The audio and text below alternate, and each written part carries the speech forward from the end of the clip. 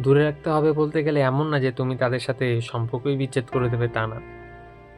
তোমাকে চুপ করে শিখতে হবে, তোমাকে চুপ করে থাকতে হবে। সব কথায় উত্তর দেওয়া যাবে না। যাদের সাথে কথা বলছো বা যারা তোমাকে এড়িয়ে চলার চেষ্টা করছে, তাদের সাথে শুধু মুখে মুখে কথাটা রেখো। মানে এত কিছু ভাঙিয়ে বলার দরকার নেই, যারা বোঝার তারা বুঝবে। আর বন্ধু-বান্ধব কি এমন একটা জিনিস, আজকালকে খুব বেস্ট ফ্রেন্ড পাওয়া মুশকিল। তো বেস্ট ফ্রেন্ড বলতে গেলে কি বলবো, এখন তো দেখি না। আজ আছে টাকা, সবাই আছে, আজ তোমার বাইক আছে, বন্ধু-বান্ধব আছে, কাল তোমার বাইক নেই, টাকা নেই, কেউ নেই।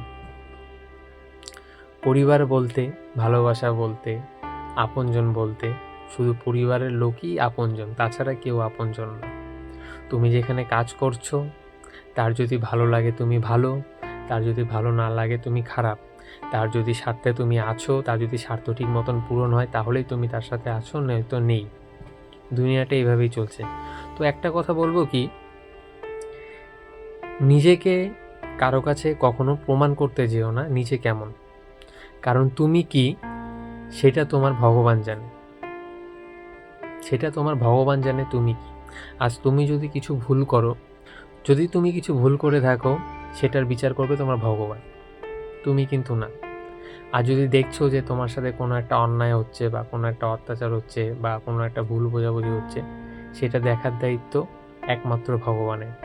আজ তোমার সাথে যাই হচ্ছে নাই হচ্ছে, তুমি সব ভগবানের ওপরে ছেড়ে দাও। একটা সময় এমন আসবে, তুমি সব ভগবানের ওপরে ছাড়লে সেই দেখবে তুমি যদি সঠিক থাকো, তোমার কখনো কিচ্ছু হতে দেবে না। ভগবানের আশীর্বাদ আগে, তারপর অন্য কিছু।